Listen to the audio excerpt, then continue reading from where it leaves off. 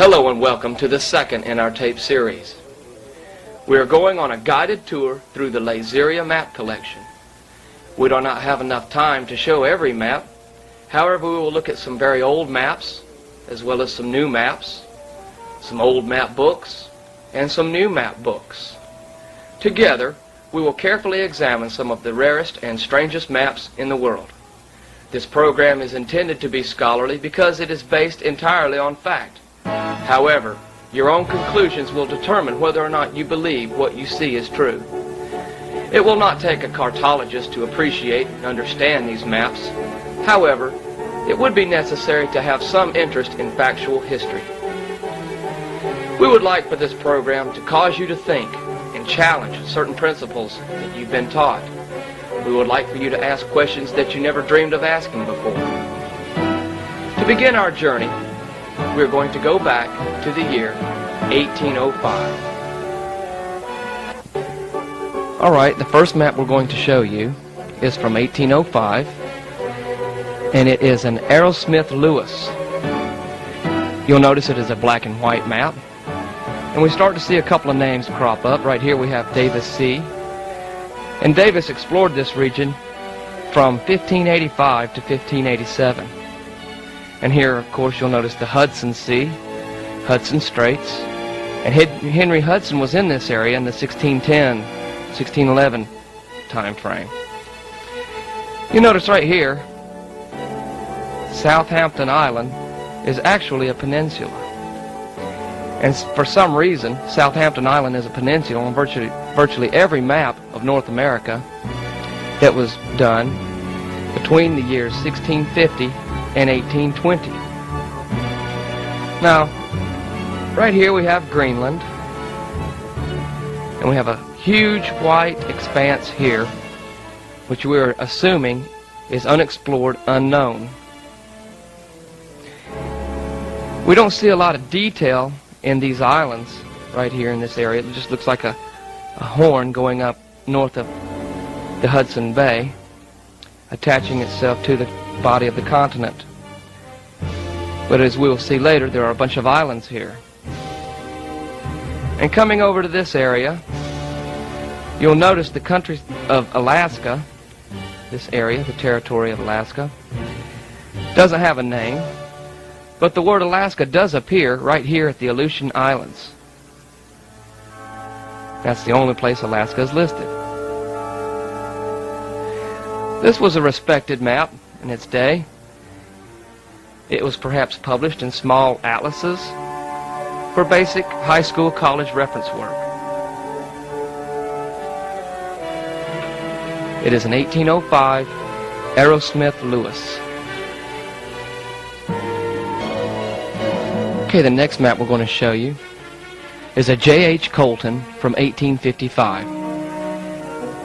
Now, Colton was well known for his fine embroideries of all of his engravings and printings.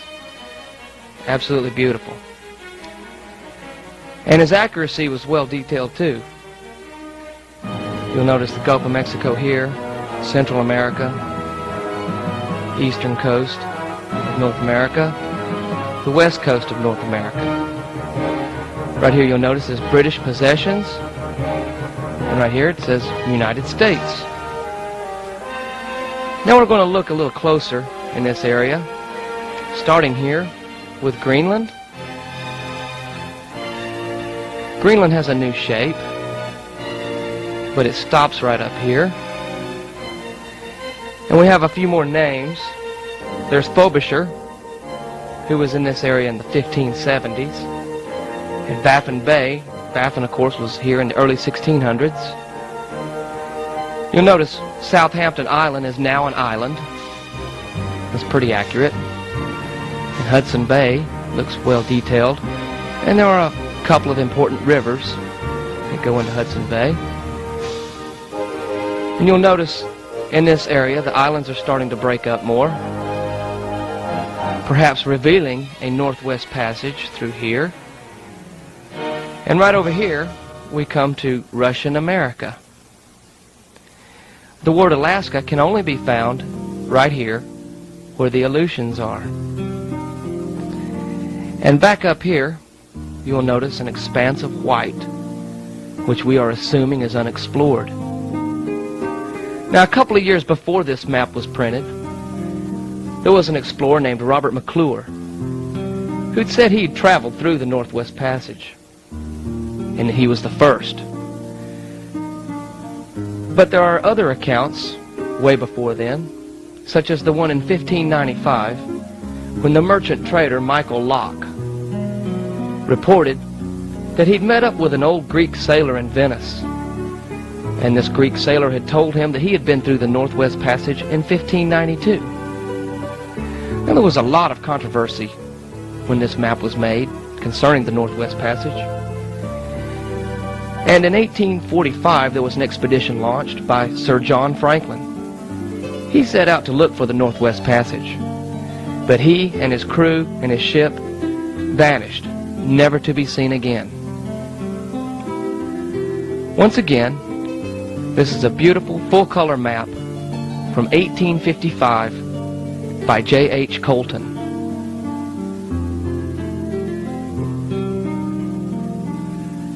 Our next map is a full-color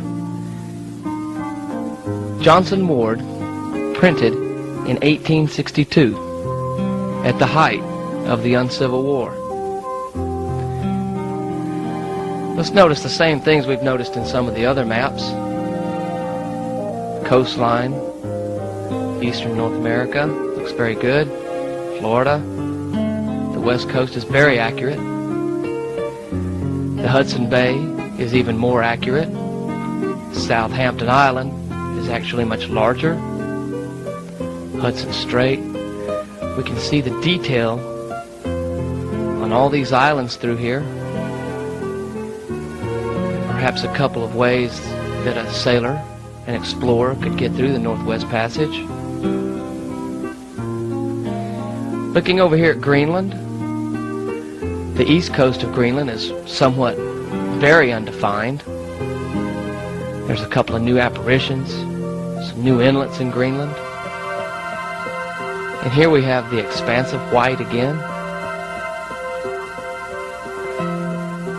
And coming down to Alaska, we still have Russian possessions.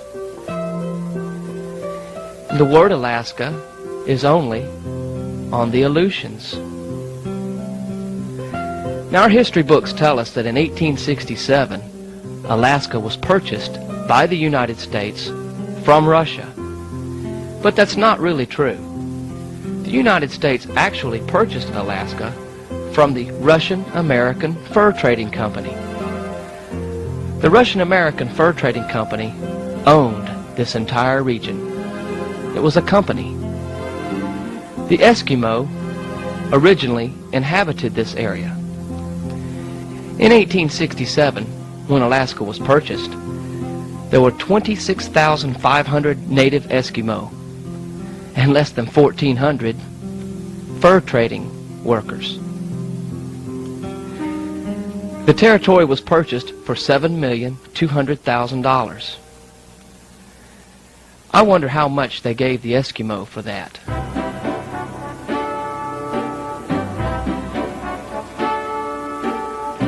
Once again, this is a map crafted in 1862 by Johnson and Ward.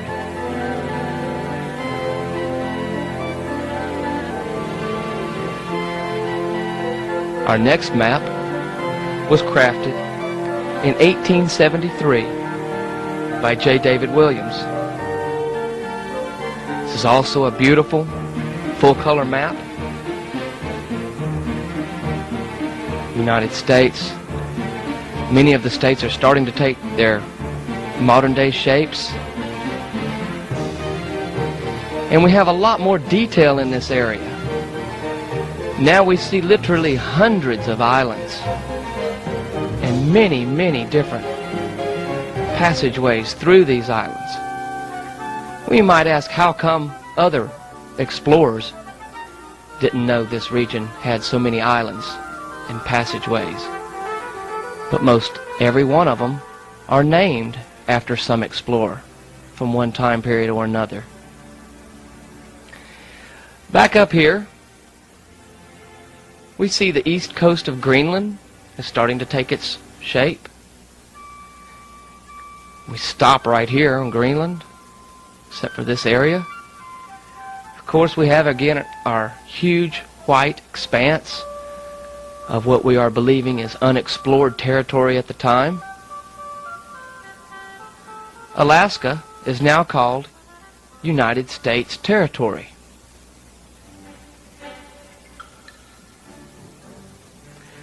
The search for the Northwest Passage at this time kind of took a back seat to the fact that the Suez Canal opened up, and at the same time we are told that explorers ceased to look for the Northeast Passage also. Going back in 1905, Royal Amundsen traversed the Northwest Passage, going close to the North Pole up in the Arctic Ocean. But there are earlier accounts, as well as the ones mentioned previously. In 1640, there supposedly was an Admiral Fonte de Fuca who'd claimed that he'd sailed through the Northwest Passage not once but twice. And in the mid-1700s, there were several accounts given, many different explorers and sailors stating that they had been through the Northwest Passage.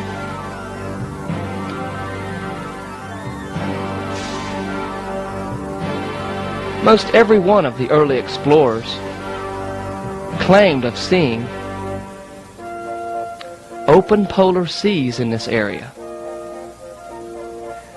vast bodies of water. In 1652, a gentleman named Joseph Moxon recorded that he had met up with a Dutch sailor who had just returned from a voyage to the North Pole, stating that the vessel he was on had achieved 2 degrees beyond the North Pole, where they came upon an open sea.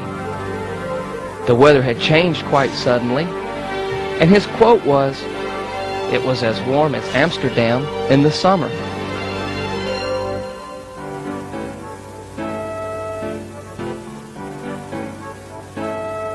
Once again, this is from 1873, a J. David Williams.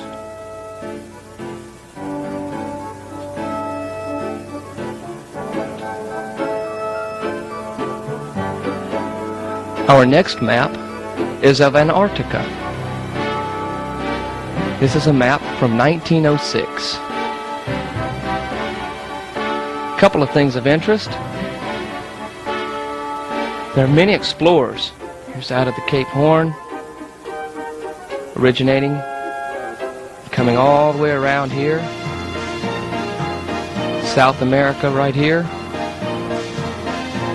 And the distance here is nowhere near as much as it actually ended up being on the modern maps. And out of the early explorers to the Antarctic, this particular map shows the travels of Bruce in 1904,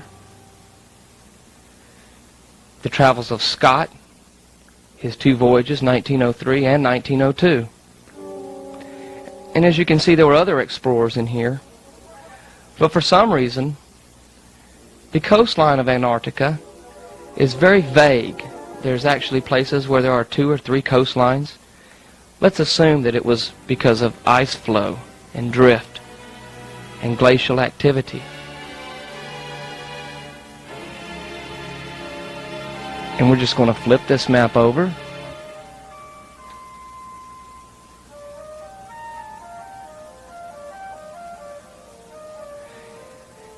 And show the Arctic region. And here we can begin to see all of these explorers here. It wasn't a question at this time in 1906 whether or not there was a Northwest Passage. The elusive Northwest Passage, as well as the Northeast Passage, was no big deal. Had several explorers. There were explorers in this entire area many times over. This map shows Nansen's trip, 1895. Shows Robert McClure's journey, the 1850s. Shows Cagney's journey of 1900. Very intricately done, smaller map. See all these islands down here? Alaska. This is from 1906.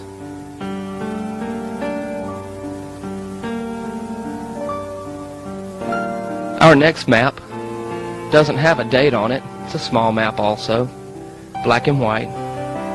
And for a couple of reasons, it's one of my favorites. The date I'm going to attach to it is between 1910 and 1912 because of the journeys that it shows.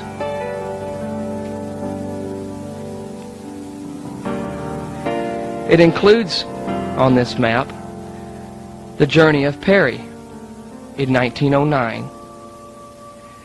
Now, this map indicates that Perry left here north of Greenland and went straight to the North Pole and straight back. I find that extremely peculiar, even by today's explorers, to go straight to a point and then come straight back. It's virtually impossible.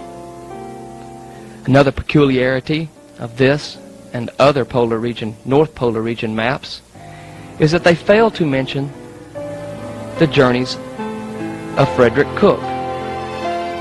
Frederick Cook claimed that he'd gotten to the North Pole before Perry. And when they were before Congress, the two of them proved without any question that neither one of them had gotten to the North Pole. Another peculiarity with this map is that in this area right here, in 1881, the Jeannette was crushed.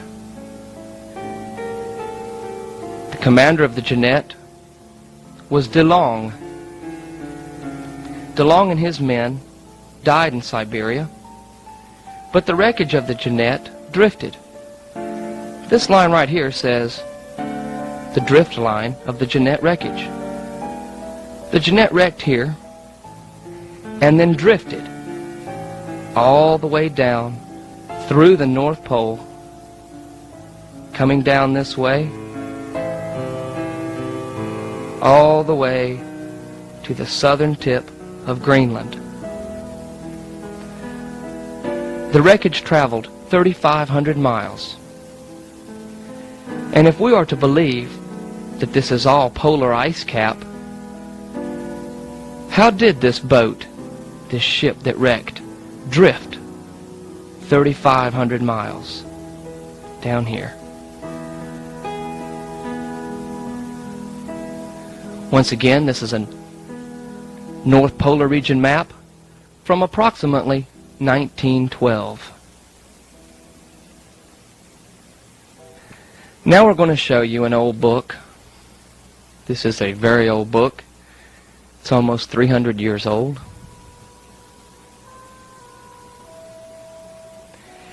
We're showing this because many of our scholar friends wanted to see this when they found out that it was in the collection. Voyages and Travels in 4 volumes. And if we can see the date down here, 1704.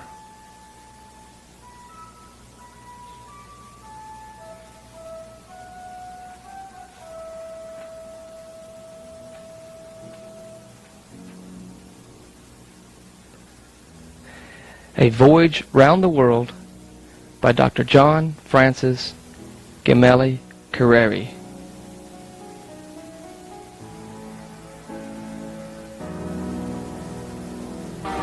The map that we're going to show you from this book is of Greenland. Towards the end of the book, we find this beautifully detailed map of Greenland. Several items of interest.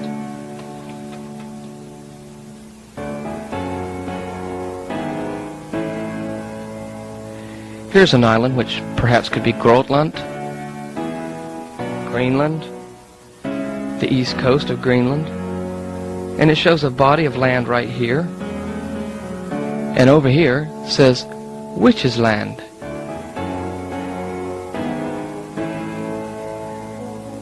The story in this book is an account of 8 men who were stranded in Greenland for 9 months and 12 days. And there are many, many fascinating stories that these gentlemen recorded. One of the most interesting was when they were starved, on the verge of starvation. They heard something outside their tent, and they ran out and saw a mother bear with her cub. And as soon as they saw the bear saw them, and they charged each other. 6 of the men with their lances, pikes, spears, swords, whatever, ran to meet the bear. She saw food, and they saw food. So the charge was on. And when they met in the middle, there was a furious battle. A lot of blood. But the 6 sailors who were stranded did manage to kill the bear. The cub ran off. And they ate the meat as they would and left the rest to just freeze until it was all gone with the exception of the liver. And the men, thinking that more food would come up, left the liver for the last part. And since they had no food at that time, they ate the liver of this bear. And about 2 days later, all of their skin fell off. This is a classic example of an overdose of vitamin A. Once again, this is a map of Greenland from a book published in London in the year 1704.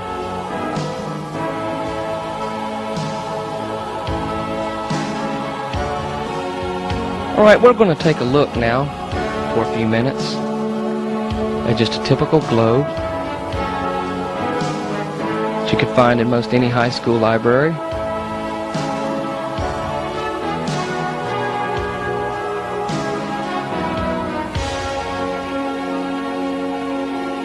You'll notice Greenland right here.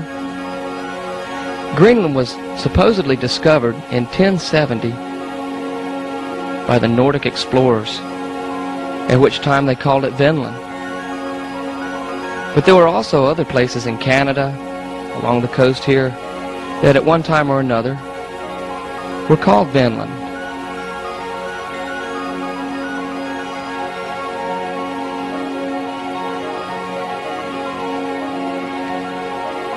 In 1854, there was an explorer named Kent Kane who made it to the north of Greenland here, and he got out of the ship, went to the tallest cliffs on the coast, and he looked out,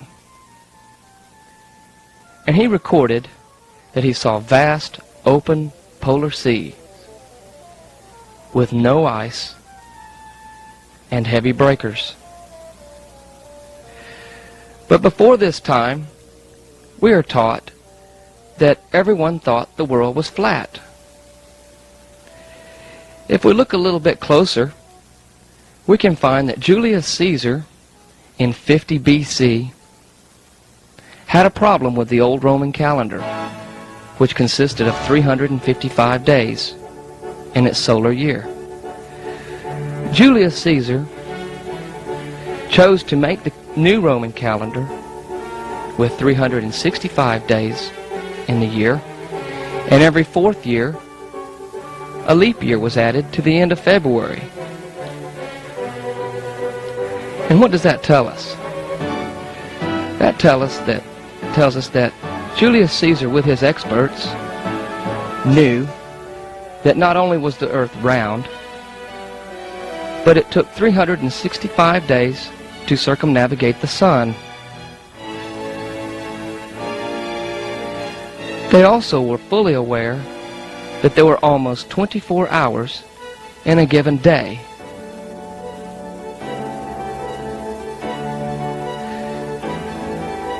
This causes a problem with the dogma of the Middle Ages, stating that the world was thought to be flat.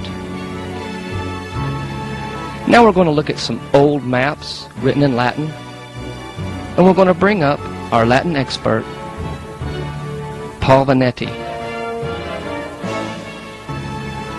Now I would like to show you a 1507 map printed by Johannes Ruisch of Amsterdam of the geography of Ptolemy. It is very important to understand that throughout the Middle Ages and late into the 1400s and 1500s, Latin was the predominant language, for Western Europe was run by the Catholic Church, and therefore all intellectuals had to know Latin, and it was the only language for which all Catholic intellectuals could communicate with one another. It is also very important to understand that in the late 1300s there were many prominent Portuguese sailors, and up into the 1400s many from Spain and Holland who began sailing out into the Atlantic Ocean and into the Pacific Ocean in order to find trade routes to the east. Now, in order for them to be able to navigate, they had to learn basic geography and cartography. And the major cartographic maps they used at that time were those maps coming from the geography of Claudius Ptolemy. Claudius Ptolemy was from Alexandria and lived from 90 AD to 160 AD. Through his brilliancy, he was able to copy a large portion of the globe, and he figured out a method of calculations to put the sphere on parchment and retain accurate measurements. He was able to map out most of Europe, Africa, and Asia, and he was able to calculate degrees latitude and longitude, and he also figured out that the Earth was tilted at 23.5 degrees. So that was back in the 1st century AD, and the world was mapped as if it were a sphere. So therefore, in the 13 and 1400s, all these sailors and explorers knew that the Earth was round.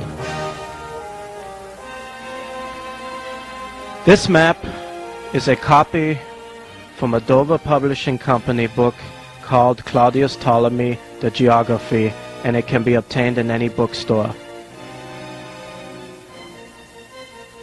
This particular 1507 map was drawn with all the knowledge of exploration at that time, and all the coordinates that were brought forth by Claudius Ptolemy were included in that map, and any new lands discovered were added. There's some very interesting points in this 1507 map. It is one of the first maps that shows the newly discovered lands in the Americas. Let us home in on this area down here known as Terra Sancta Crucis.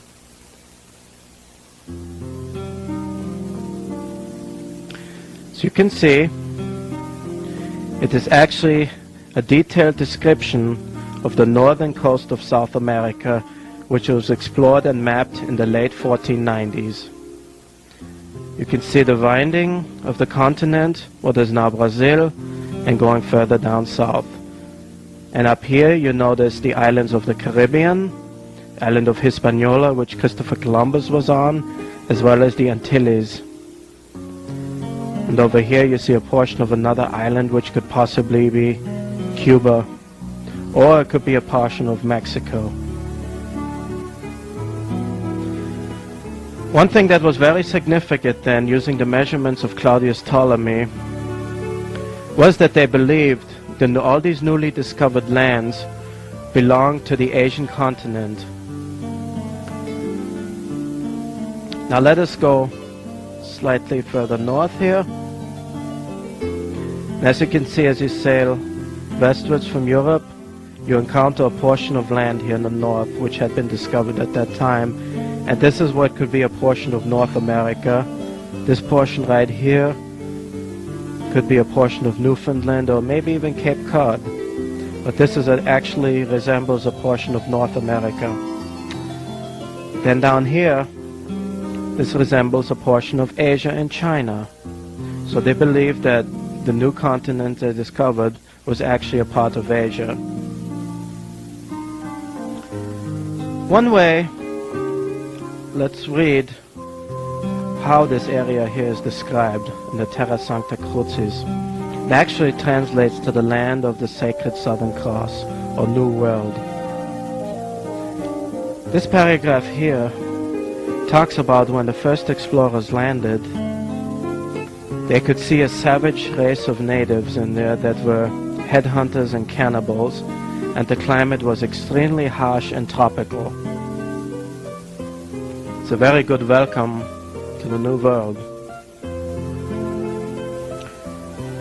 Further south,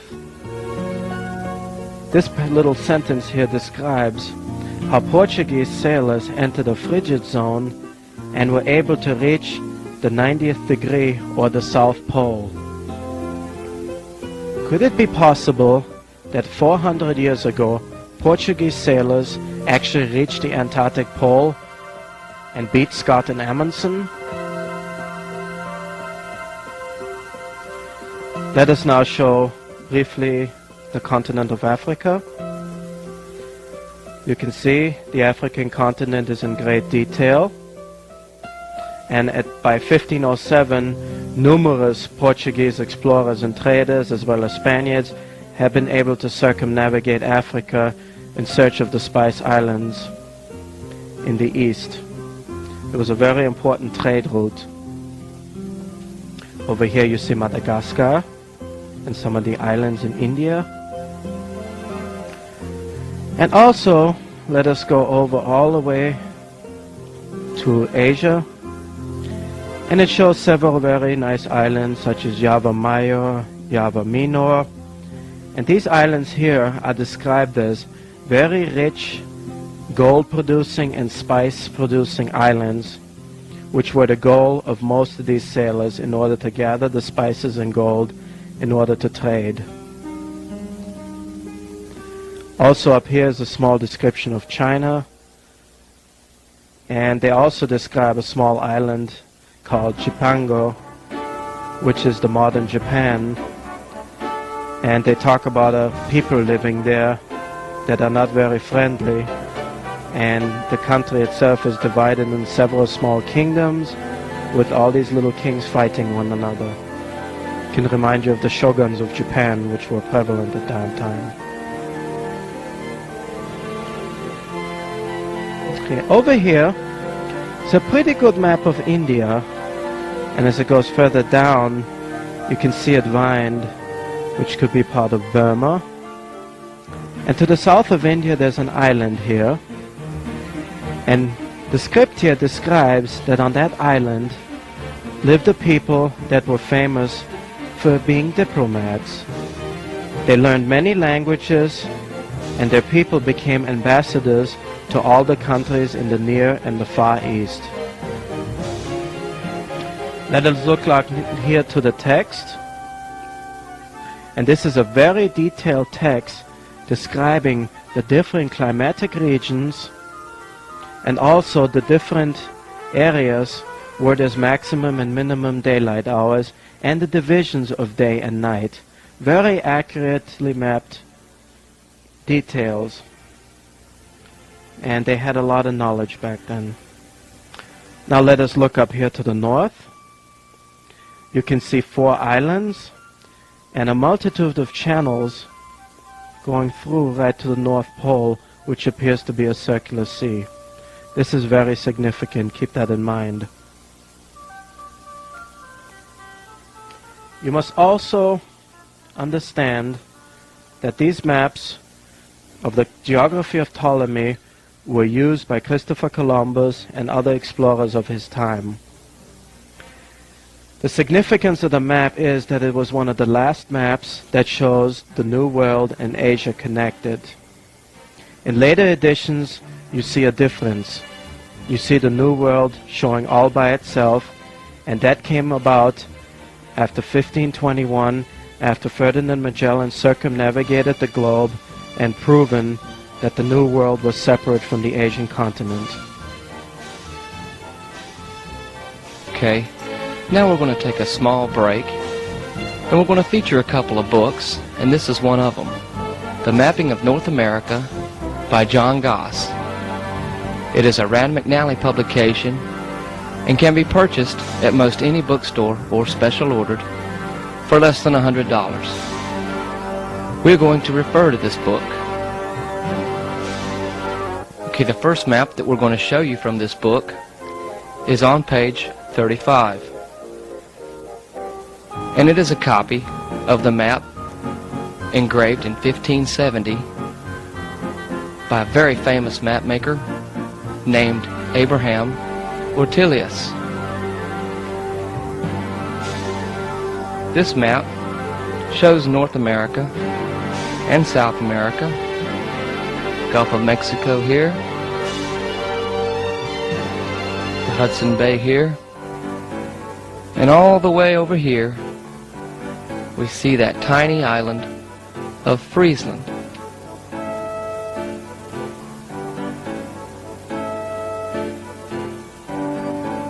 Right here. You see Greenland right here, and Friesland right here in the upper corner. It's a very beautiful map, crafted in 1570. This is not an original. This is a copy taken from the book, The Mapping of North America.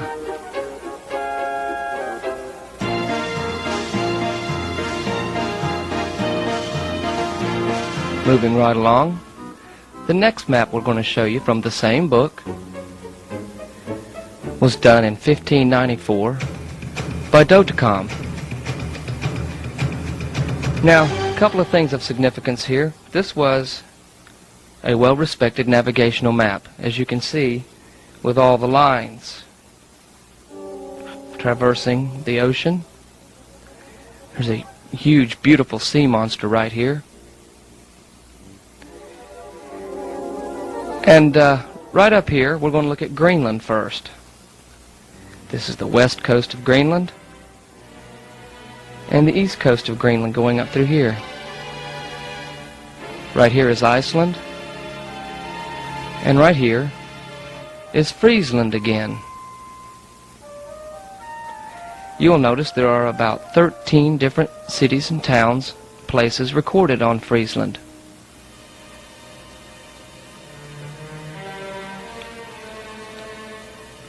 Again, this is a 1594 copy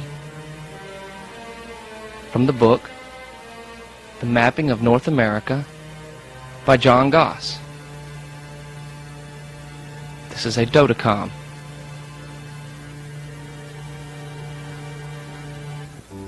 We are also in this presentation going to feature several maps from this book, also by John Goss, The Mapmaker's Art, a Rand McNally publication.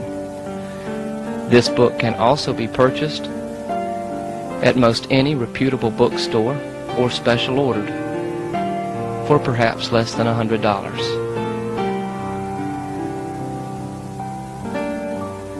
The first map from this book that we're going to feature is found on pages 97 and 98. And we're going to bring into the picture a cartographer of old named Gerard Mercator, who lived from the year 1512 to 1594. This particular map, very beautiful map, was engraved by his grandson, one of his grandsons, named Romuald Mercator.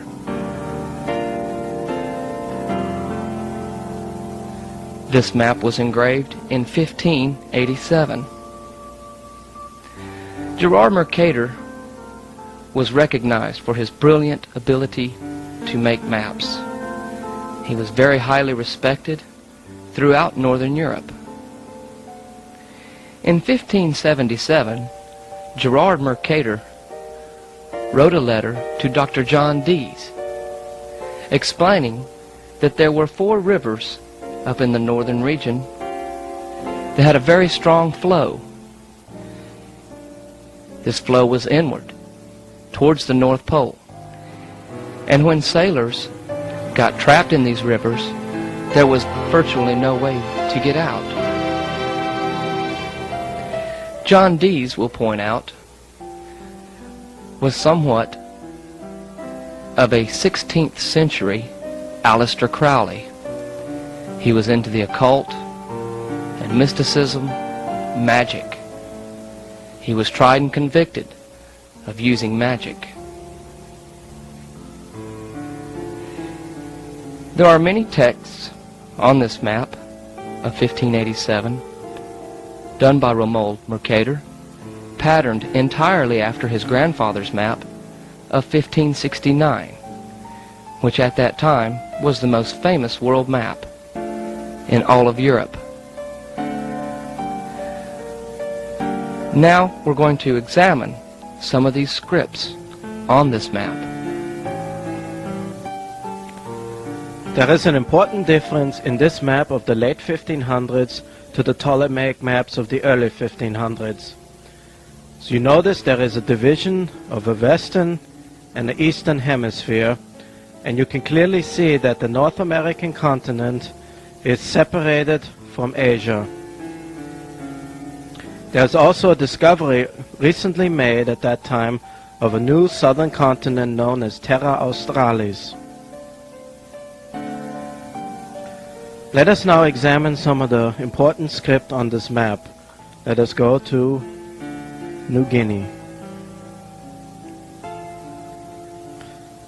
This reads that the island of New Guinea is a recently discovered island, and it was once believed that it could have been part of Terra Australis. Below it shows this landmass was named after its discoverer, Ferdinand Magellan, and is also called occasionally Terra Magellanica instead of Terra Australis, named after Ferdinand Magellan. As we go further eastwards, we see a landmass here known as Tierra del Fuego, and it was believed that this southern tip of South America was part of this continent of Terra Australis. Now as we go further to the other hemisphere, this sentence here clearly states a distance between this point of Terra Australis to the Cape of Good Hope in southern Africa is approximately 450 leagues distance, which is actually about 1,300 miles. So sailors have reached the Antarctic continent. Another good piece of evidence to that is that in this paragraph sentence here states that Portuguese sailors encountered birds of an enormous size. They must have been describing the penguins on Antarctica.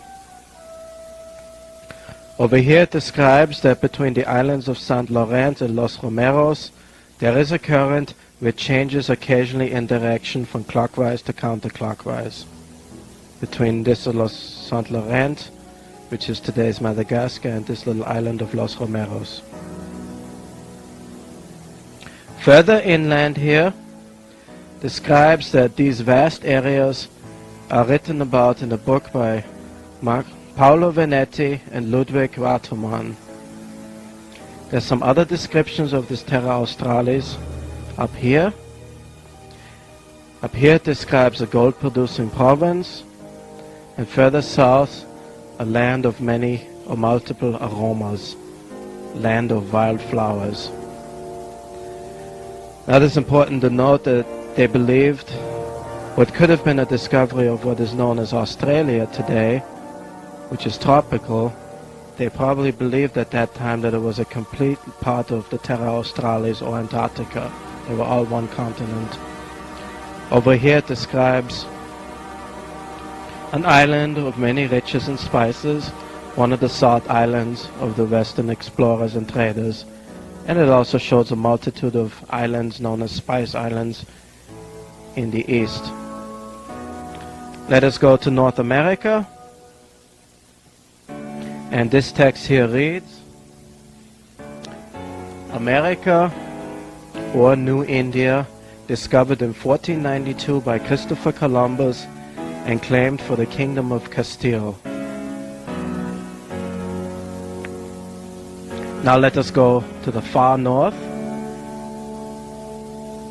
and it shows 4 islands, 1, 2, 3, 4, 4 islands crisscrossed by rivers. This paragraph here describes that between these 4 islands are 4 rivers that flow in a northward direction and empty into a central sea around the pole up here. Over here on this island, the description reads that it's the healthiest island in the north. Now let us go to the northern part of the eastern hemisphere. This island is described as having inhabitants that are 4 foot tall, which they call pygmies. And over on this island, it gives a description of this river here, and it describes that this river has such a strong current flowing northwards that it never freezes throughout the whole year. A very interesting and advanced map for its time.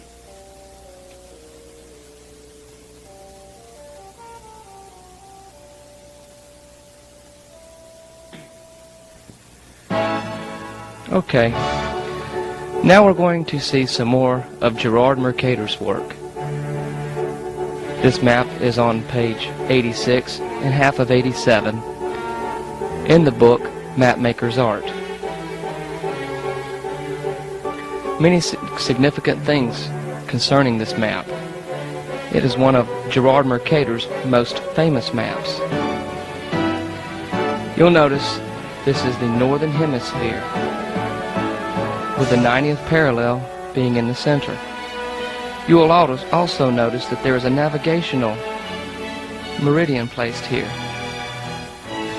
We'll find out why later. You will notice here the detail of the Hudson Bay. And right here,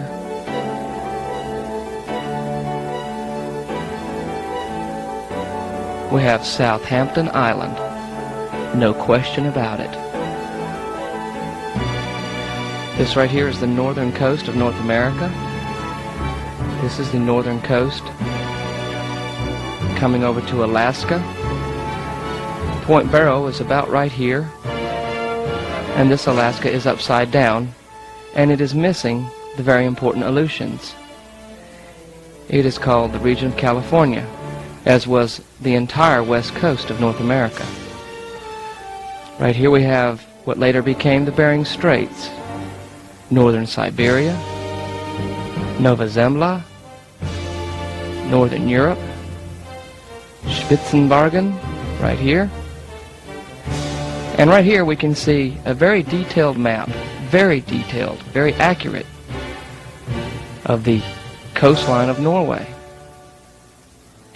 And if you look right down here, you can see the tip of Scotland. Iceland is right here.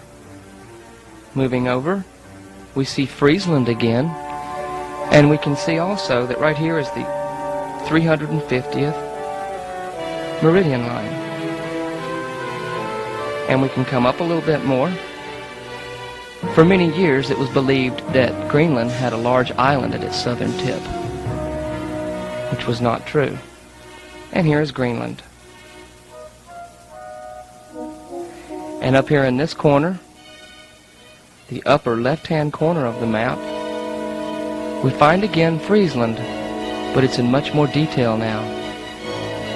All these wonderful places. There's little castles here, tiny villages,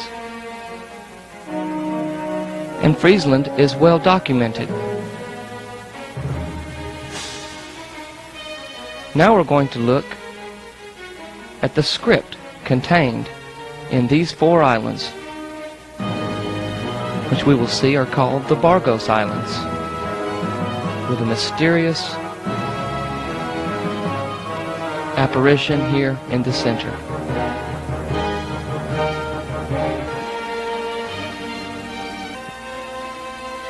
Let me describe to you the script that is on the landmass in the north. First, let us go up here. This describes the North Magnetic Pole. Let us now go to the physical pole. In dead center, it says Rupes nigra et altissima. Describes a very dark and high canyon right in the middle of the pole. Let us now go to this island over here at the top left. It describes that from the ocean they enter 4 rivers that flow northwards into the pole, and there are 19 openings from those rivers into the ocean. These rivers flow northward and empty into the Central Sea, and then empty into the very dark mountain or canyon, and they empty into the inner earth. This canyon is approximately 33 leagues wide, which is, I believe, about 100 miles. Now let us go down here. This describes that this is the healthiest and most fabulous island in the north.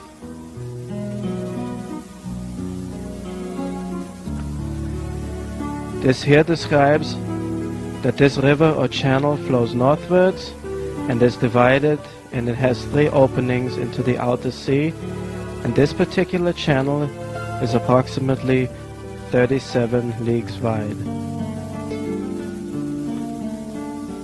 Over here on this island, it describes that here live small people or pygmies about 4 foot tall, which are called skrælingers in Greenland.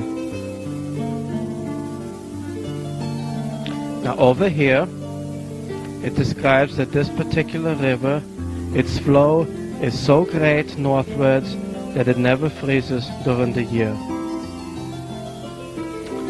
Over here, it describes that in this part of the north lie the Bargo Islands, which can be read in the book by Paolo Venetti, and they circle the pole in the sea. Another significant thing about this particular river here is that it only freezes 3 months out of the year. It is blocked right there, 3 months out of the year.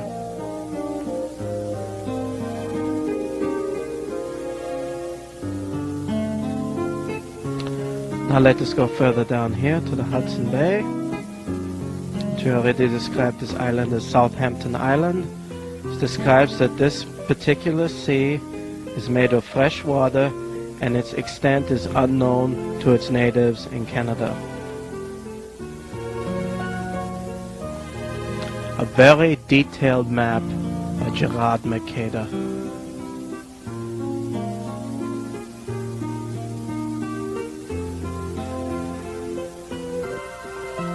The next map that we're going to show you is a Michael Mercator map from 1595, and it was used up to 1636. Michael Mercator was also a grandson of Gerard Mercator.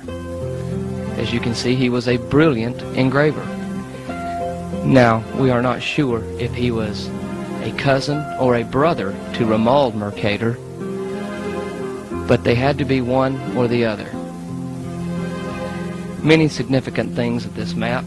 As you can see, it shows the Western Hemisphere. We have Terra Australis down here, North America here, South America here. This is a plaque that we found at an antique store. No one there knew what it was, but we did, and we picked it up very cheap. The script in the New Guinea section is virtually the same as what we read you earlier. The script here in Terra Australis is also the same. You can see the space between the two getting wider. We have the same script up here in North America concerning Christopher Columbus.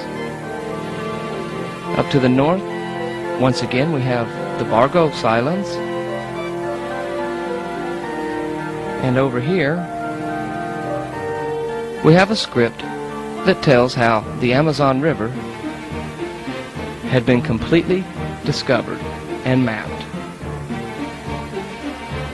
Once again, this map was printed in several different editions from the year 1595 up to 1636. This is indeed one of the latter renditions of the map.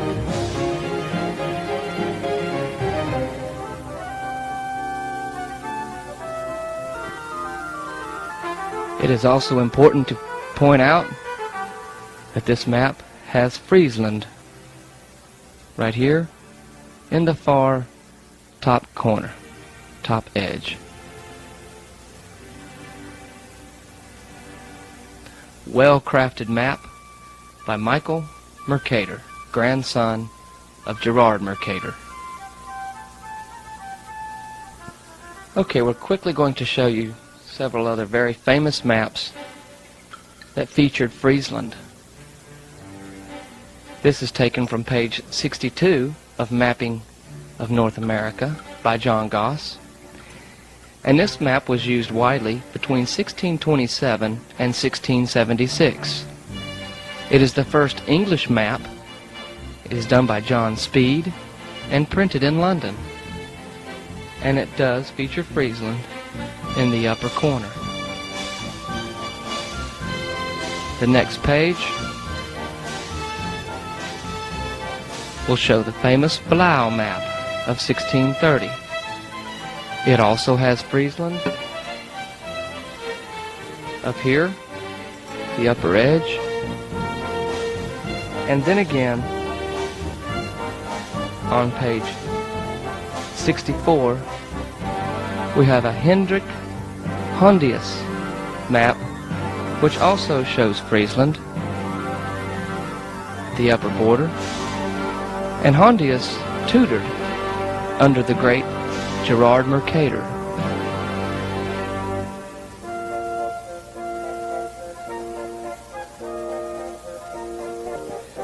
Now we're going to enter into the picture a very famous engraver and one of the most controversial figures of his time, Matthias Quadus.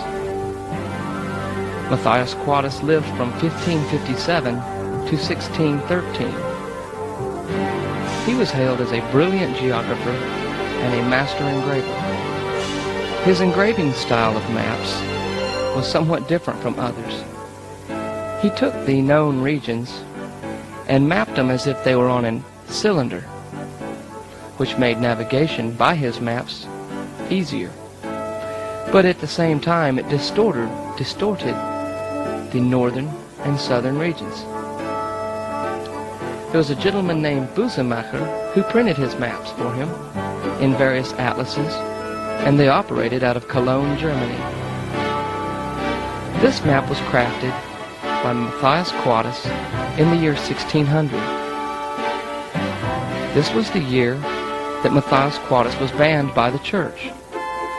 Now in the northern region here, you can see two huge bodies of land here and here, and a region of water coming down right along in here, as if it were a river.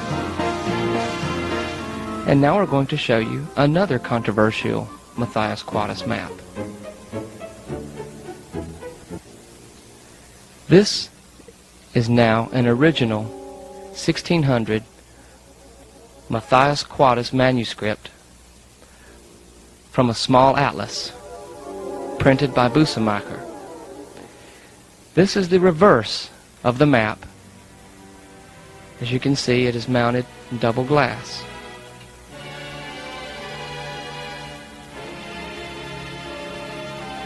This is Terra Australis. There are many significant things concerning this map. It is actually two maps. This right here shows the Straits of Magellan, which are called Magellanicum. This right here is Terra Australis, but it actually looks more like we know it today. Right here we have New Guinea. And this region right here to the north was called Terra del Fuego. And this right here is the northernmost tip of it. This being the Cape of Storms, South America. And as was true with many of the Matthias Quadus maps, he enjoyed putting as much information on the front of the map as he possibly could. And we're going to examine this legend right here and point out some facts as they were interpreted then. Each one of these scripts, captions, is numbered to a corresponding position on the map. This is area number 1. Area number 1 reads, "These regions are extremely vast, as written by the foreigners Paulus Vanetti and Ludwig Vottelmann." Now going down here to number 2, we find the gold-bearing province. And right above that it says beach. Right here at number 3 is the land of many aromas. Number 4, right here, this being Africa and Madagascar. Between these islands, St. Lawrence and Romeros, it can be noticed that the flow of the ocean changes periodically. Number 5, right here, says, "Here as noticed by the Portuguese lie incredible looking birds of large size." And number 6, right here, this region of Australis was named after its discoverer, Magellan. And number 7, right here, this land is a newly discovered island, and it is uncertain whether it is part of Terra Australis.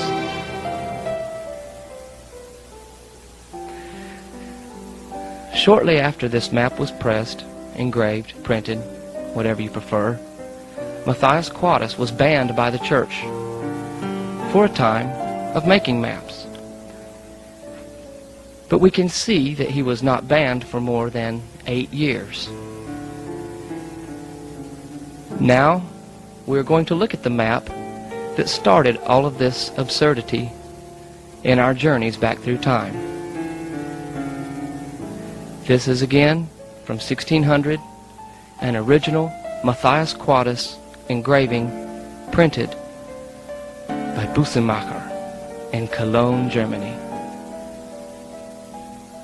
This map comes from a different atlas printed in 1608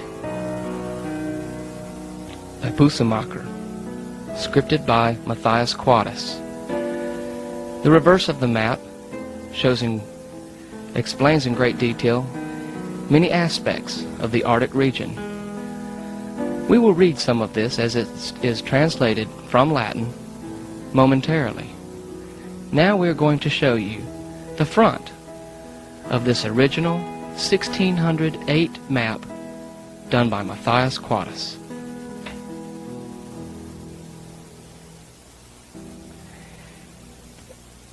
Here again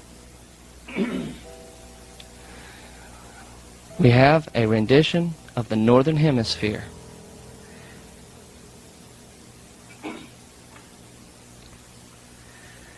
There are many points of interest on this map. Many of them have already been covered. As you perhaps noticed with the Terra Australis map, much of the script that we translated had already been used on Mercator maps and other maps as well. This particular map goes into more detail concerning the North. And we are going to begin reading script with this paragraph right here. For your convenience, we have turned the map on its side. and it begins like this. Friesland is said to be larger than Ireland, and was unknown to the ancients. The climate is extremely harsh. Inhabitants do not have any fruits, but live on seafood. Furthermore, many of them have sailed throughout the ocean and brought their loaded ships to all maritime European cities and to many nations of Africa and Asia. During this period, English ships frequently went to Friesland, and it became known as Western England. There you can find a maximum daylight of 19 hours.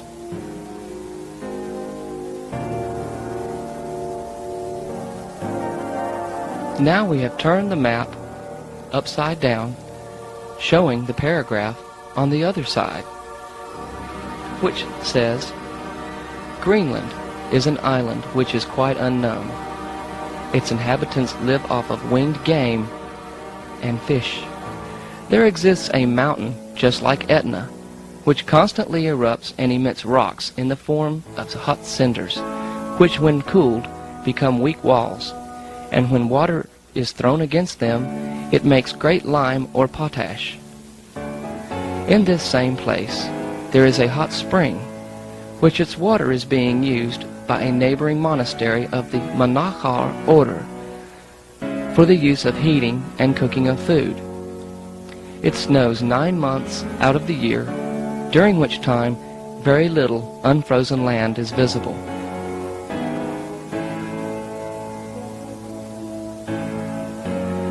Now back to the center of the map.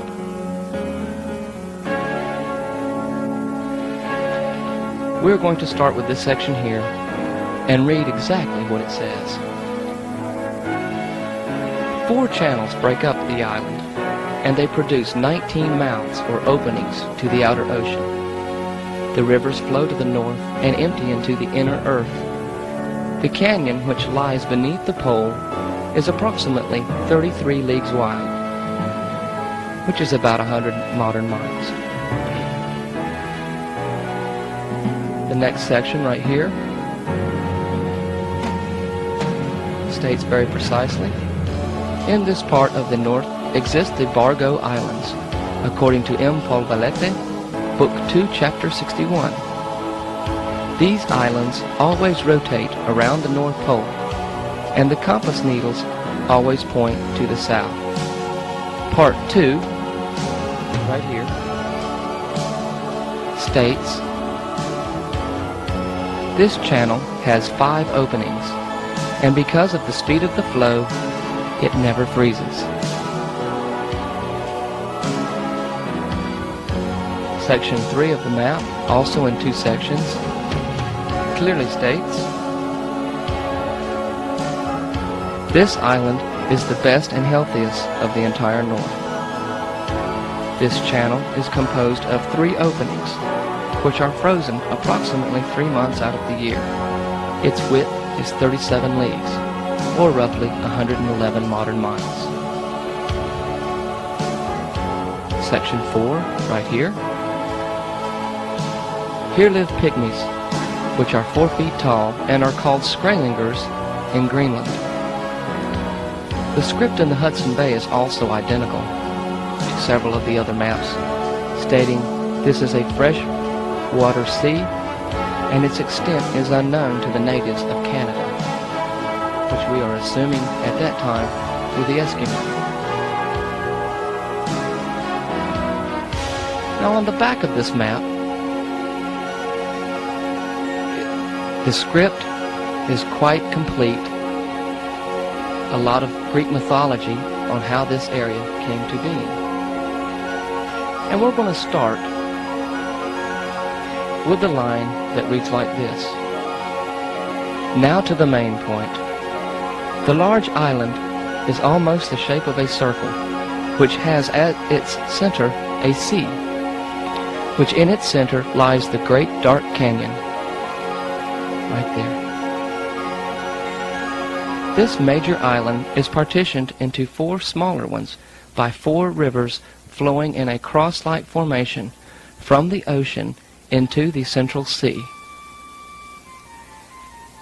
And they contain numerous small openings into the ocean.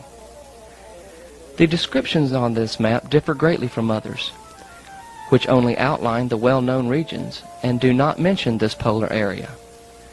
They mainly mention the area south of it, and especially those areas around the equator.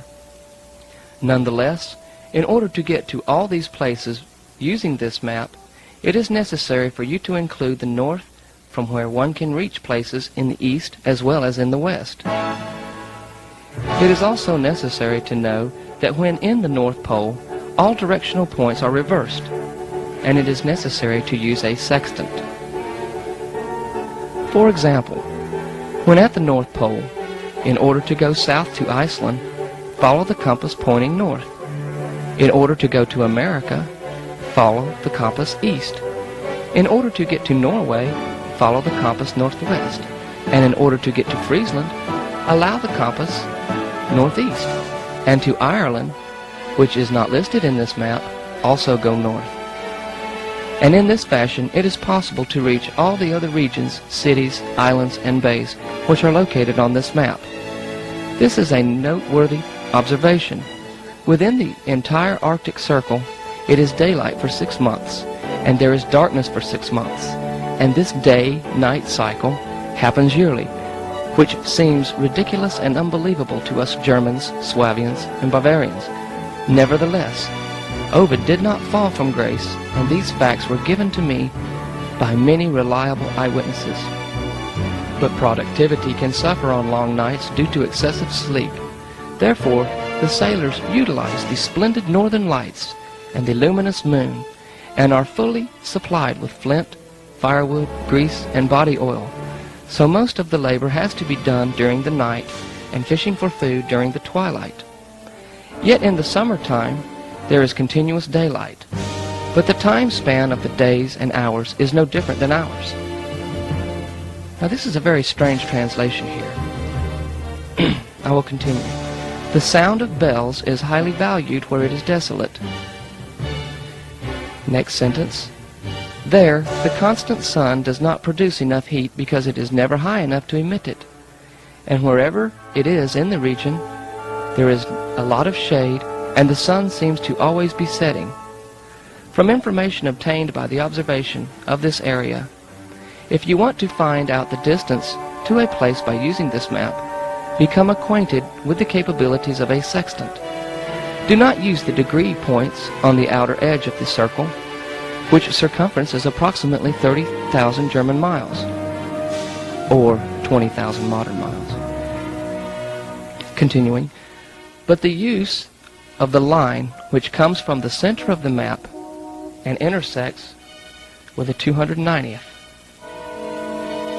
The distinct points of degrees which can be found condensed around the circumference must retain the same distance throughout the globe. We're going to stop there and point out a couple of things. If we can close in right here on the Hudson Bay and go to the detail, we can see Southampton Island, much closer than the maps of the early 1800s. And we see these two important rivers coming in to the south of the Hudson Bay. Again, this is Alaska here, upside down without the Aleutians. This is the Bering Strait, Siberia, Nova Zembla, Spitsbergen, Greenland, Iceland, Friesland, and all of the points circumnavigated are marked in the degrees, as in the Ptolemaic tradition.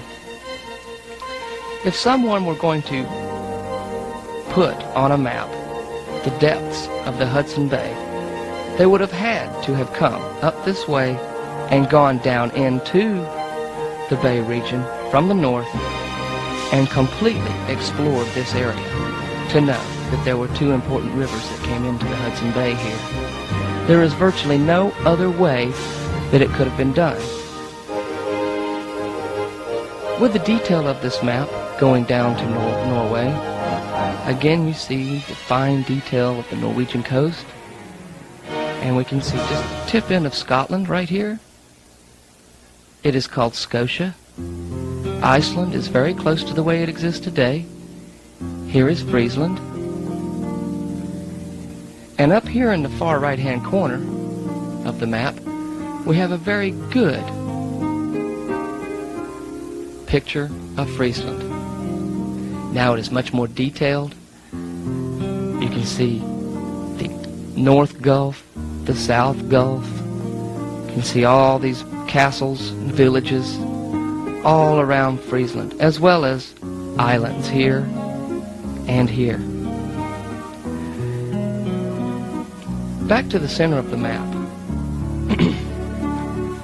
If so much detail were to be given to the Norwegian coast by these respected scholars of cartography, Nova Zembla, all these regions, wouldn't it make sense that someone had been here before? Perhaps many explorers? They certainly had to be here for more than 6 months at a time if they knew that there were 19 hours of daylight. Could they have stopped at Friesland, used it as a port to gather more supplies and sail up through here? Here we see how just a tip end of Greenland is connected to this Bargo Island. Friesland, we can easily determine, sunk in the late 1600s. Many explorers after that took soundings and found that a large area of land under the ocean here was sinking. It was checked again as late as 1944 by 2 different admirals, soundings taken, and proved that there was an area approximately 27 miles in diameter that was only like 30 fathoms under the sea, out in the middle of the ocean, the great depth of the North Sea.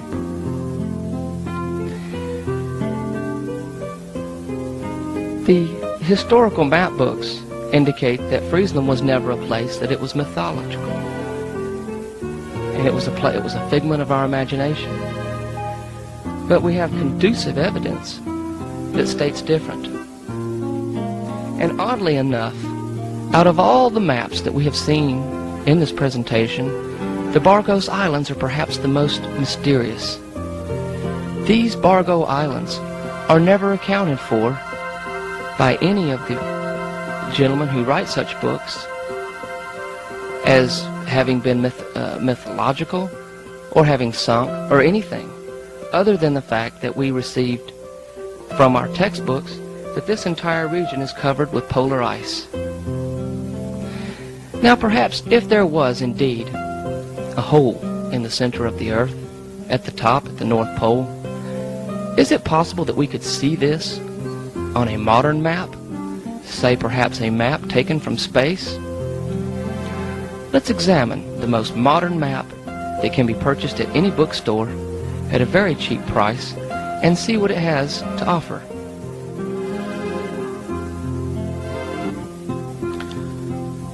This is a modern map called The Earth from Space, a satellite view of the world. This map is a compilation of thousands of satellite photographs put together to give an image of the world without its cloud covers. So this is a map of the world without cloud cover.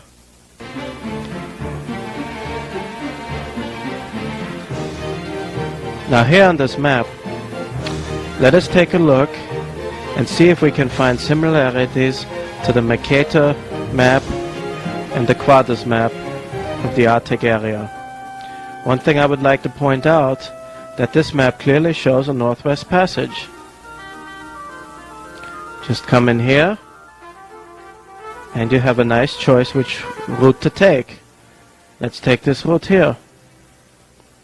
I don't see any ice blocking my way. So therefore, this one of the most modern maps today shows that the Northwest Passage exists. Now let us examine the Arctic area. Let us look for evidence of a central sea, or possibly of this blue sea described in the Mercator and the Quadras maps. Let us begin over here. All we see is a white patch of supposed ice. Let us home in over here. I find this spot very peculiar. It is like looking at a circle from a side view. This is a little stripe of blue in there. It is like looking at a circle from a sideways angle. It could be actually a blue sea. Let us look for other evidence. You notice to the north here, there's an open sea area. Let us go further and further and further.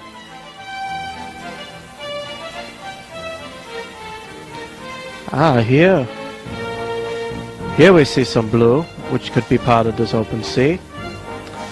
And further eastwards,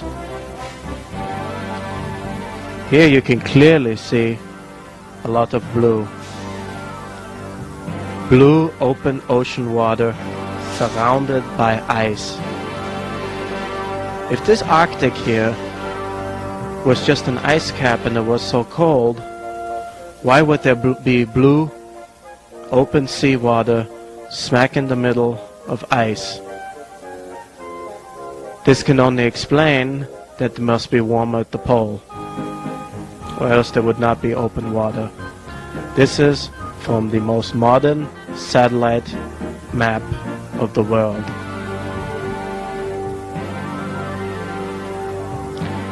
You can get it in any bookstore or in most places. Now that we have seen famous maps of the cartographers of the yesteryear, let us now analyze what modern expert geologists and earth scientists tell us about the composition of the inside of the earth. This is a page out of a book that is a common geography book used in many of today's prominent universities. It is called Essentials of Geography, and the picture I'm about to describe here is a picture you will see in most all modern geography books. This model here is based on what geographers use, what they call S&P waves that they send into the earth and what they determine its composition to be. They determined that we have a crust which is 100 kilometers thick, then that below it there is a mantle that is almost 3,000 kilometers thick, then there's an outer core that is 2,270 kilometers thick, and then there's an inner core that is 1,260 kilometers thick. They describe under the mantle it's a hot liquidish area, and then as you get further towards the inner core, that the inner core is composed of nickel and iron and solids, a very hot area. This is what our experts of today say what the world inner earth is composed of. This is a cutoff of the globe showing how they send S&P waves and how they travel through and how they determine the composition of the earth. But these geography books also state that this is pure speculation and not fact. But they believe this to be the most accurate theory. This is what's presented in today's books. But, as we know, there has nobody actually been down there to describe the hot core and everything. That is purely speculative. Now, let me give you some actual accounts of Arctic explorers.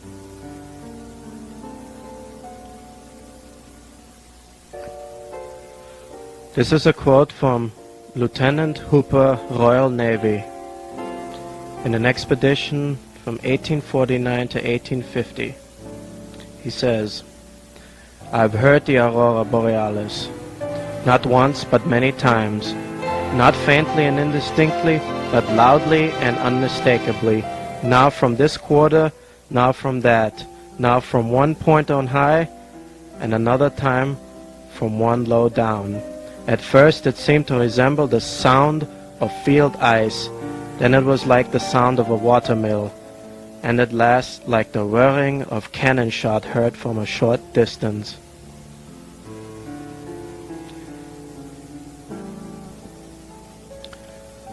Dr. Fridtjof Nansen, from his diary, Volume 2, page 472. Wednesday, March 25th. There is the same dark water sky behind the promontory in the southwest, stretching thence westwards, almost to the extreme west. It has been there all through this mild weather with southwesterly wind, from the very beginning of the month. There seems to be always open water there, for no sooner is the sky overcast than the reflection of water appears in that quarter.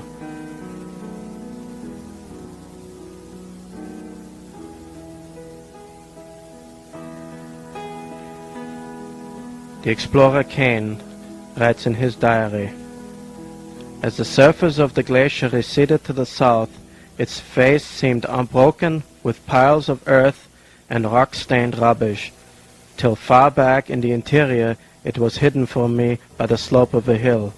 Still beyond this, however, the white blink or glare of the sky above showed its continued extension."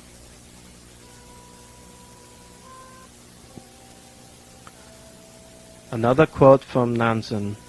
"So in the meantime, we made fast to a great ice block and prepared to clean the boiler and shift coals. We are lying in open water, with only a few large floes here and there, but I have a presentiment that this is our winter harbor. There's no reason why their progress should have stopped at that point."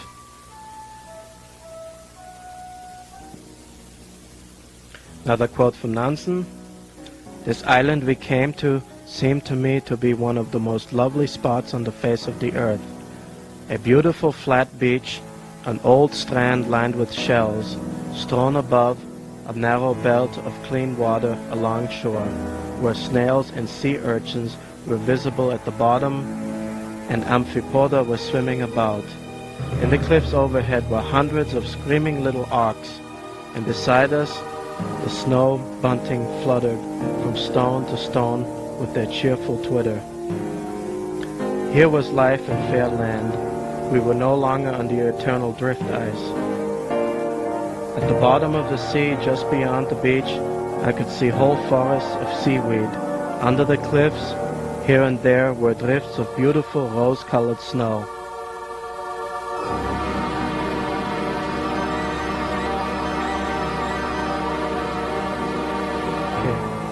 Another quote by Franklin. He saw large numbers of geese migrating to the unknown north at a high latitude indicating land there. He notes that no matter how far north the explorer goes, he always finds the polar bear ahead of him. No matter how far north these bears are met, they are always on their way north. At latitude 82, Kane found butterflies, bees, and flies, as well as wolves, foxes, bears, geese, ducks, waterfowls, and partridges. A strange fact all explorers observe is that animals do not migrate south to escape the cold Arctic winter, but instead go north. Nansen was puzzled by this driftwood, which is continually found along the Greenland coast. He said that as far north as latitude 86 degrees, he found such driftwood.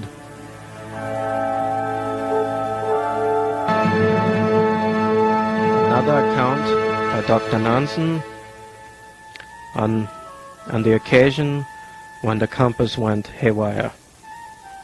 Taking everything into calculation, if I am to be perfectly honest, I think this is a wretched state of matters.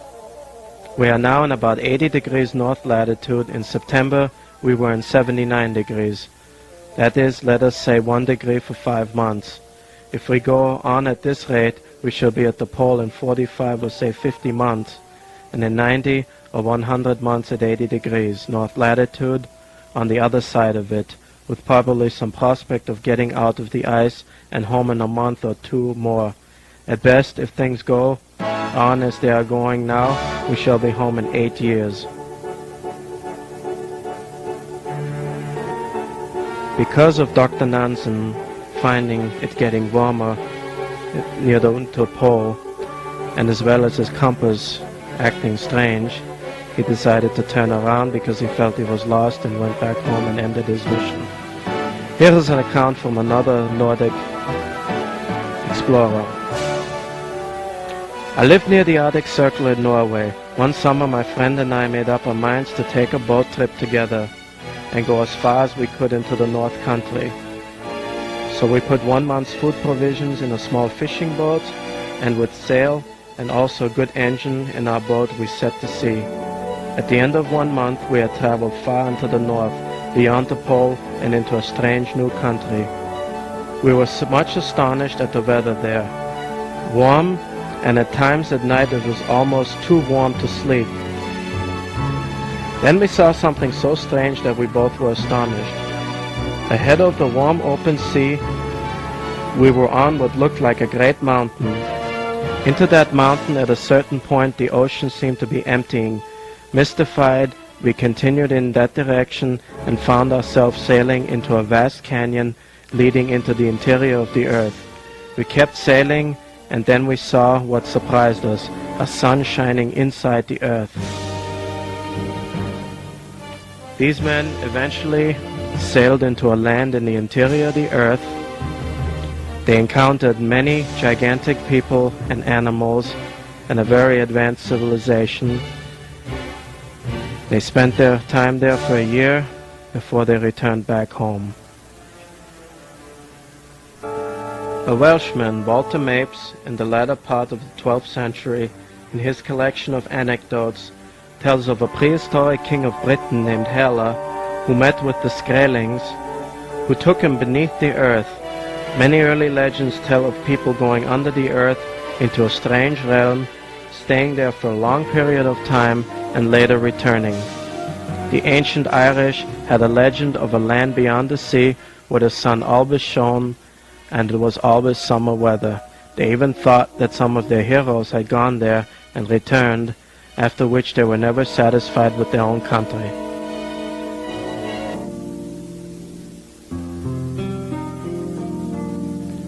With all the information that we've presented to you, all the speculation and the facts supposedly based on speculation, if there were an inner world, is it possible that an explorer or two had gotten down through the well-traveled waterways, the islands that were so well documented again and again? Is it possible that an explorer had gotten to the inner world and made it out and actually mapped the inner world? We think it is. And behold, Schlaraffenland. This is an extremely unusual map. The cartographers and cartologists do not know really what it is of, other than they say it is a fantasy map. Our dealings with experts have taught us time and time again that when an expert does not know what something is, he dogmatically states that it is fantasy. But is this map fantasy? Let's look at a couple of aspects concerning this map. First of all, the origin of this map is somewhat questionable. It is a map crafted by George Matthias Suter, who lived from 1668 to 1757. This particular map was printed in 1740. It had supposedly reached Suter's hands in the early 1730s, where he held on to it before he published it in his atlases. It is scripted in Old German, not Latin. Suter's masters always scribed in Latin, for Suter always scribed in German, making him one of the first cartographers that used German as his language. Suter also commanded an excellent authority mapping Northern Europe and North America.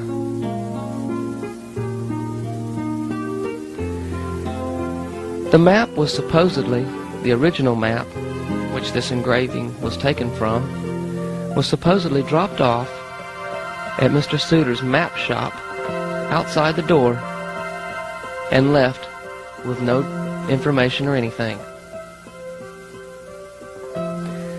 There is evidence that there was a book printed in the early 1730s of over 400 pages talking about the geographies of this land, the rivers and the streams. And we can easily see that there is perhaps 2/3 land here and 1/3 water. Now, let's look at this map a little closer. We're going to start down here in the far left-hand corner.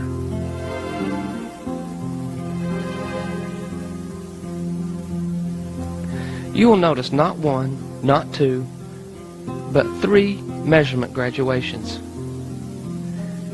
This is very important, as why would someone include 3 measurements on a map that was supposedly mythological? Nowhere on the map is indicated as fantasy. It is, however, spoken of as utopia. The land area to the top is all happiness, virtue, heavenly, spiritual. And as we come down, the map gets more satirical, and bad, evil becomes prevalent. And then we have a lot of sadness, and we have grief, and we have terror, horror, and evil towards the bottom. The cities, the countries, the names of the provinces all indicate this. But could that have been because of an imposition of language difference? Could the names come from a phonetic sound-alike rather than a true meaning? Up in the top, we see several different places where scripting is.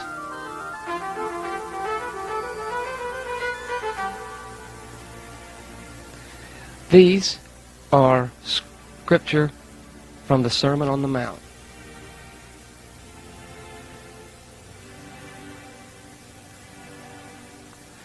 They exist here, here, here, and over here, here. And right here in the center, we have New Jerusalem. This would indicate that Matthias Suter was not Catholic, that he was Protestant, given also to the fact that he used German instead of Latin, which was still widely recognized as the language of maps.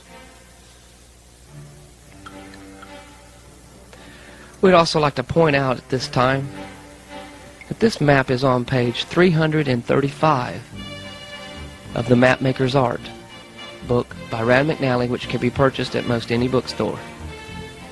It's page 335 and 336. Now, part of the reason why cartographers think this is a fantasy map is because of the meridian lines across the top and the bottom. But here in this corner, we start with 360, 370, 380, 390, 400, 10, 20, 30, 40, all the way up to 540. Now, we showed you on earlier maps of the Northern Hemisphere plainly where there were 360 degrees, and then we came back to 0 and started again. And could this be 360 here? And since the craftsman of this map didn't know which way to go, he just added to what he thought an inner Earth would be. Wouldn't it make sense that he just started from where he knew was a finite point and continue? The equator across the middle in proportion to the Tropic of Capricorn and the Tropic of Cancer, appear much more close in,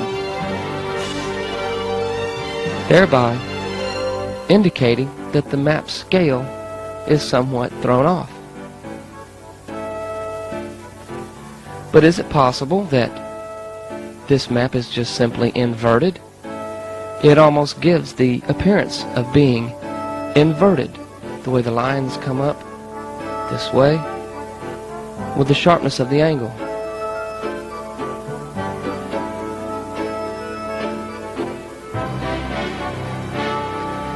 Let's look a little closer to some of the script on this map. Down here, we can close in. Supposedly all the script on this map is satirical. Right here it says, in these waters the fishing for mackerel and herring is good. We would say that that was significant. And let's come over to this line right here, which we find very, very interesting. It is a description of this island right here.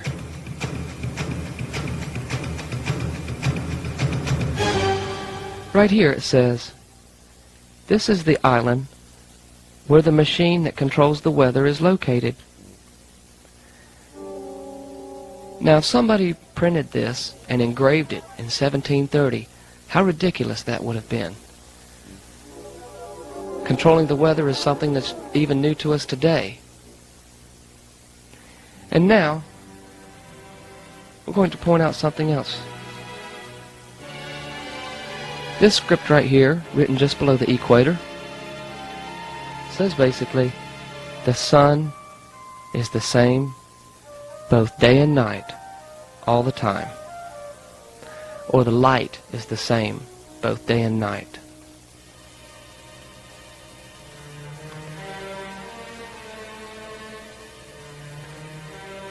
None of the books indicate what the legend here says. Down in the far right-hand corner. But we're going to read this. We're going to look at it and see what it says there. Let me translate to you what the script in this box says. Script right here describes a utopian map of the newly discovered Schlaraffenland. This land was often spoken of, but never actually located. Also makes a comment that this ridiculous fantasy land supposedly is composed of many kingdoms which have all the different vices of life within them.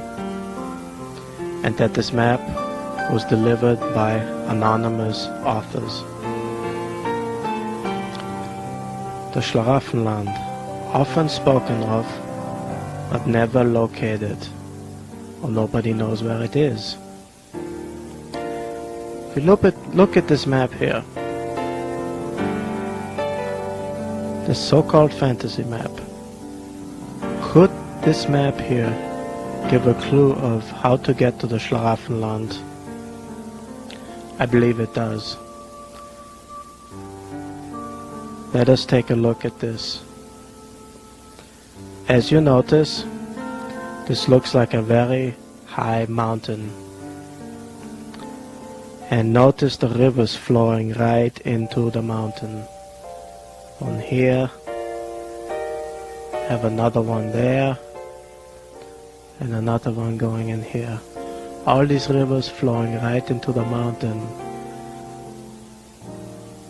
Now from what we have shown you previously, does this not remind you of what is on the map of Gerard Mercator and Matthias Quartus? This might be a clue of how to get to the Schlaraffenland, and that this is a map of a portion of the inner world.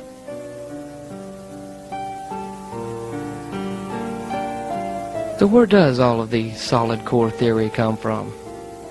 Perhaps if we look around, we can get to the core of the core. Let's look at... All right, now we're going to show you another map from the 1600s, 1665. This is a Kircher map. System of underground water. Pretty much is what it says here. And let's back up and we can see this guy. Oh, it's very beautiful, black and white print. This is the original. Athanasius Kircher. And this was sanctioned by the Catholic Church. Kircher was a Jesuit scholar. And basically what we have is down here a description of the subterranean water system. The chain of events happens like this. The ocean drains into the center of the earth, and then there's an immense heat source here. Water heats up, pushes to the outside, to the tops of these mountains, where the water then cools and then flows back down through the valleys as rivers and streams, back into the ocean, and then the cycle continues. This was a dogma presented and sanctioned by the Catholic Church. We also want to point out at this time that the year after this map was printed, in 1666, Kircher was presented with the Voynich manuscript from the University of Prague. They gave it to him in hopes that he could break the code. But he was unable to translate the manuscript, so he sent it on to the Jesuit college. And remember Dr. John Dee, the 16th century occultist? He also had the Voynich manuscripts. He couldn't decipher them either. And he later became Queen Elizabeth I's secret agent, her private attaché liaison. And when he sent her private letters, he always signed them 007. Let's look at another Kircher map. Now we have the sister map to the one we just showed you. This basically says what lies beneath the mountains and volcanoes, or the system that lies beneath the mountains and volcanoes.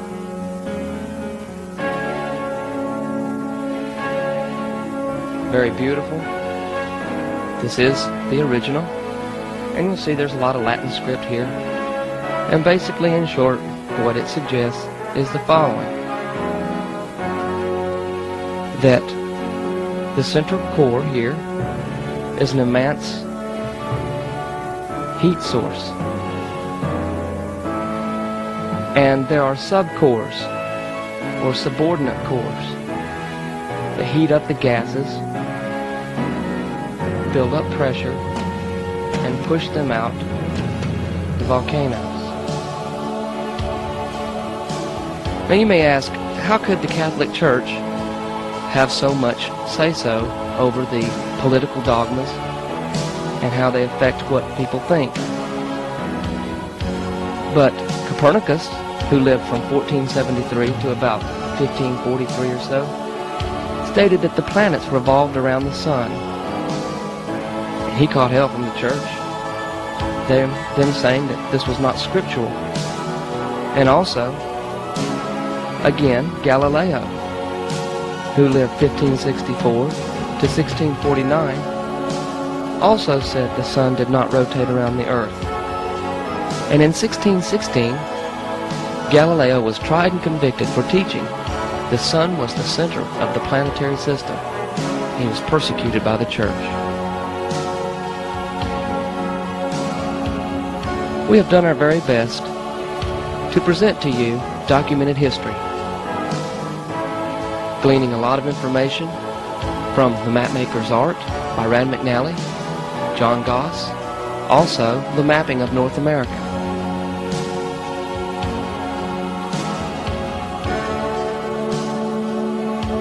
Is there cause to question what we've been taught? Is it possible that there is another side to the story? We think so. And we hope you enjoyed this presentation. Thank you.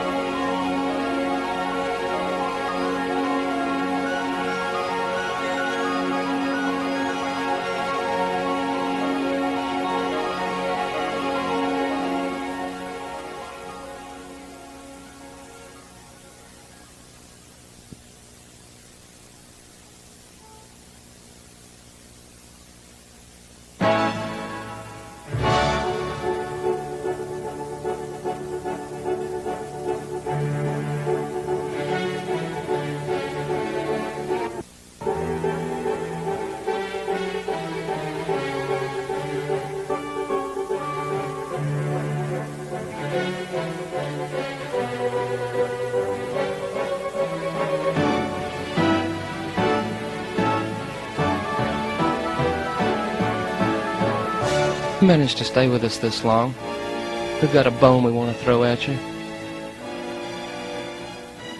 What you're looking at is the oldest copy, the oldest manuscript in the world that details the continent of Atlantis.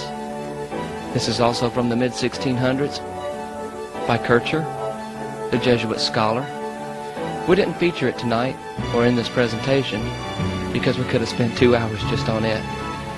And it's still being transcribed from Latin, and we don't really believe that you would have believed it. So it's just a bone.